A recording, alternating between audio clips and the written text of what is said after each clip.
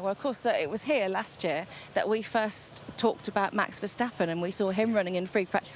What a 12 months he's had, hasn't he? Absolutely stunning. He's grown from a driver where people were saying, should he actually be even given a licence to be in Formula One? Is he far too young?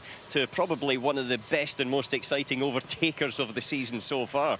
You know, I looked back earlier on today at some of the overtakings, and this is in his second Grand Prix going around the outside of Daniel Ricciardo in the Red Bull at turn 1. Now, this part of it's not the impressive part. It's here into turn 2 and then just squeezing Ricciardo out to the outside. Absolutely no respect for somebody that's older and already won Grand Prix. Into the hairpin in China, dives down the inside. He does need Ericsson to give him a bit of room there. That was right at lastminute.com. But then a nice overtaking in Maldonado into turn 1. Saint-Devote in Monaco squeezes him and gets it done. He's got to have confidence in the brakes, knowing what it's going to do. And then Grosjean, boom.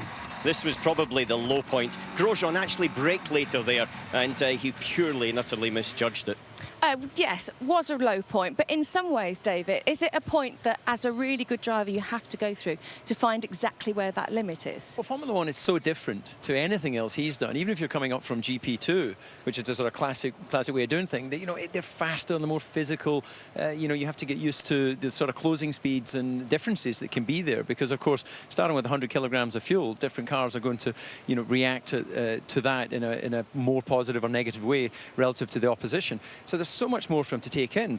That one low point, though, I think is, as embarrassing, if you like, as that is, there's been so many positives. Yeah. And he's a natural-born racer. And we look at the greats that have established themselves in Formula One. One thing they've all been amazing at is wheel-to-wheel combat. Well, as we're just coming up to his garage, let's just stand in front of it so you can have a little look in and see what's going on. But, Alan, those aren't the overtakes, the only overtakes he's had this year. No, fast forward to the ones that we've had later on. If we go in towards Spa, that 190 miles an hour round the outside of Felipe Nasr. I took a sharp intake of breath here. I thought this was not going to work, but he did it. He ran over the curb on the exit, positioned himself perfectly on the brakes, down the inside into the bus stop, got the job done. That's one his father, Jos, said he would never do. Here we go to Monza, and this is the fastest straight line speed they will do. And at this moment, I thought he was going to lock up, run wide, but he didn't. He got the car stopped. He didn't even lock a brake. And that's one of the things I've noticed about him. Even though he's a fantastic overtaker, he must have a real sense on the brake pedal to be able to get it sorted.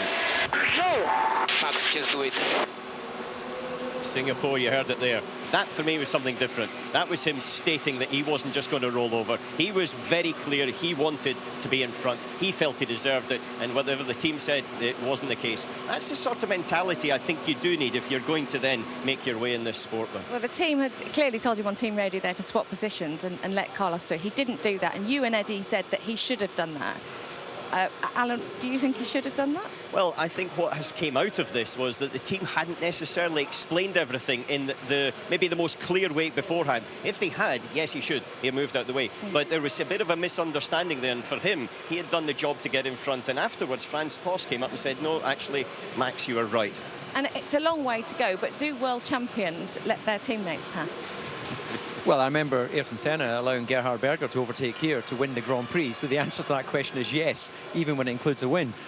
But you need to be able to show you've got fighting spirit in the early days. I think Alan explained it very well there. The team hadn't done a good enough job of explaining what the protocol is when you get the instruction. The engineer was obviously acting on his own decision rather than that of Franz Tost.